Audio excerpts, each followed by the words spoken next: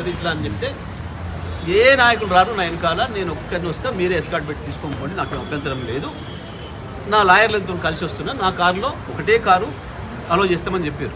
Okay, మా నాయకులు ఎవరు తీసుకురాను, నేను నా లాయర్ మాత్రమే వస్తారు అని చెప్పి ఇక్కడ ఏసీబీ గారికి ఇంట్లో చెప్పే వారితో పాటు బయలుదేరాను.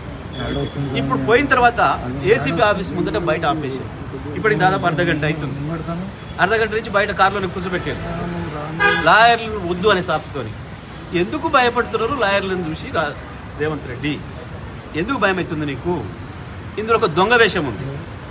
మొన్న మా పట్న నరేంద్ర రెడ్డి గారిని లగచర్ల కేసులు ఏదైతే పద్ధతుల్లో అక్రమంగా అరెస్ట్ చేసి వారు చెప్పని మాటలని చెప్పినట్టు పోలీస్ స్టేషన్ విచారణలో నేనే ప్లాన్ చేసినా మొత్తం కేటీఆర్ గారి ఆదేశాల మేరకు అని చెప్పేదైతే తప్పుడు రాతలు రాసి కోర్టులో సమర్పించిండ్రో మళ్ళీ ఇక్కడ కూడా అదే జరుగుతుందని నాకు అనుమానం ఉంది. పోలీసుల మీద మాకు విశ్వాసం పోతుంది. రేవంత్ రెడ్డి రాజ్యాంగం అమలవుతుంది, ఇక్కడ భారత రాజ్యాంగం చట్టాలు అమలు కావడం లేదు, అందుకే నేను లాయర్లను తీసుకొని వస్తాను ముందే చెప్పి తీసుకొని పోయాను.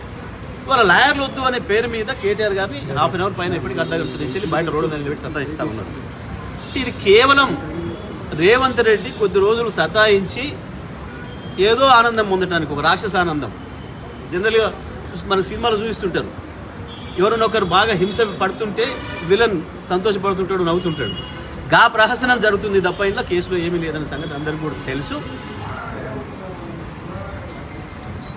సేమ్ నరేందర్ రెడ్డిని అరెస్ట్ చేసి ఆయన చెప్పని మాటలు చెప్పినట్టు రాసి మీడియాకు లీకులు ఇచ్చి కోర్టులను పక్కదారి పట్టించే ప్రయత్నాలు ఏదైతే చేసిరో ఇందులో కూడా నేను చెప్పినట్టుగా మీరు రాసే అవకాశం ఉంది కాబట్టి నేను లాయర్ తీసుకుని వస్తున్నాను చెప్పాడు. లాయర్ని తీసుకుపోయే హక్కు ఉంది తప్పకుండా. లేదు అని అంటే లాయర్ని అలో చేస్తలేరు అంటే మీరు ఏదో దొంగ వేషం వేయడానికి ప్రయత్నం చేస్తున్నారు. రేవంత్ రెడ్డి చెప్పినవి మీరు చెప్పి కోర్టులో రాసి వేయడానికి ప్రయత్నం చేస్తున్నారు మేము అనుకోవాల్సి వస్తుంది. ఎందుకు భయం మీకు? విచారణ పారదర్శకంగా చేయదలుచుకుంటే ఒక లాయర్ సమక్షంలో చేస్తే మీకు వచ్చిన నష్టమేది?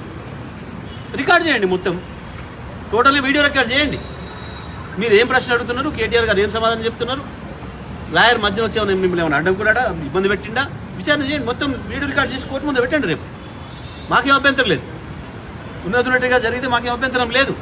కానీ మీరు దొంగ రాతలు, తప్పుడు రాతలు మా వాళ్ళు చెప్పిన పద్ధతుల్లో మీరైతే రాసి లీకులు చేసి తప్పుడు ప్రచారాలు చేస్తున్నారో, తప్పుడు సమాచారం ఇస్తున్నారో ప్రజలకు, కోర్టులకు, మేము అది జరగొద్దనే ఇవాళ మా కేటీఆర్ గారు న్యాయవాదులను తీసుకొని వెళ్ళిండు.